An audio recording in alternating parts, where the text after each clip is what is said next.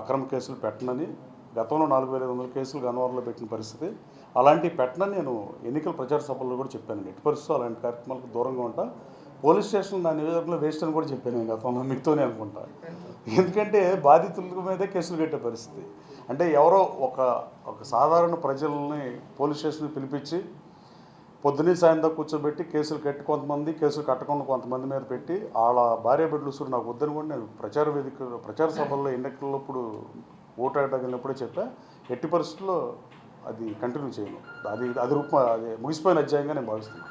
గన్నవరంలో పోలీస్ స్టేషన్లు మిగతా నియోజకవర్గాలకు మంచిగా పనిచేస్తాయి, అంతే తప్ప కక్షపూరిత చేసే పరిస్థితి ఉండదు. అలాగని వైఎస్ఆర్ కాంగ్రెస్ పార్టీ నాయకులు అక్రమాలు చేసిన వాళ్ళు కానీ, మట్టి తవ్వకాల విషయంలో కానీ, అధికారులను కానీ ఎట్టి పరిస్థితుల్లో వదిలే ప్రసక్తి లేదు. నేనేం స్వామీజీని కాదు, సర్వసంఘ పరిత్యాగులు అందరినీ చేయటం.